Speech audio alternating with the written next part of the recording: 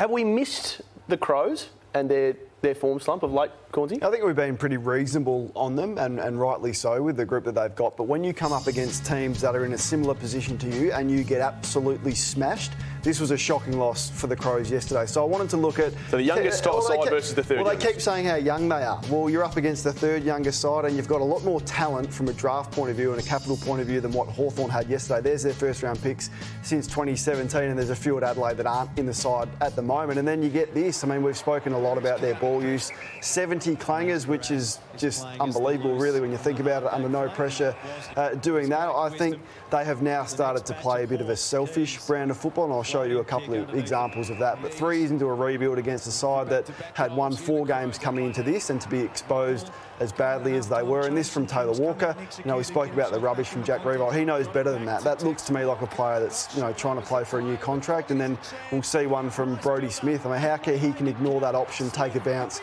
get run down when the Crows were actually coming hard in that moment. So when Smith and Walker start making selfish decisions, then it was a really poor loss that will shine a light on Adelaide. What's their development system like? Because I don't know why. Who's the best player that's come through since, say, a Brodie Smith or a Rory Sloane? It's been a long, long time. Yep. Rochelle showed some good signs early, but we haven't had a Crow that has grabbed you for a long, long period of time. Yeah, we spoke a little bit about Hawthorn. I mean, whose Guernsey are you buying at Hawthorn? Well, maybe it's Mitch Lewis's after he kicked 5 in the first half, but who's at Adelaide? I mean, Rochelle, but he hasn't shown anything since about round 6. So is it recruiting? Is it development? It's probably a bit of both.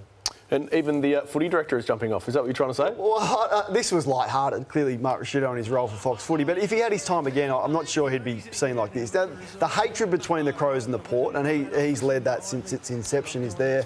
So I think the screenshots flying around the next day, when his side performed like they did, if he had his time again, I don't think he'd be in that position, and you wouldn't see an Eddie Maguire or... Oh, come on, Cornesy. You wouldn't. Come on. Have you seen Eddie Maguire in Western and Beatty? You're having us on there, aren't you? You're not taking that 1% seriously. No, I just I've been as critical as Mark Rashido in his role as anyone, but that's just him having a little bit of fun. Yeah, but he's wearing a Port Guernsey the night before his side gets smashed by the 15th ranked side. I don't think Crows supporters would like seeing their most influential figure wearing that, as much as it was a joke. You're connected to the South Australian people, so I believe you. I just thought he was having a little bit of fun. Would he do it again?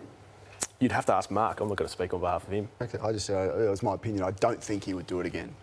Okay, Lordy, the shutdown role, it's back. It's back, but I'm wondering if it's at a different type of player. So we've seen this year, like Lachie Neale got shut down when he's an inside player, but across the year, so this was Sam Mitchell has gone after Ed Langdon, a wingman, an outside player. Yep. Then he's gone after Jordan Dawson, another outside player. We've seen Bailey Dale get shut down. We've seen Jack Sinclair get shut down. Back The run and carry. Pump it up. So, but I'm saying in a different form. So you can't. Some players are hard, like Clayton Oliver.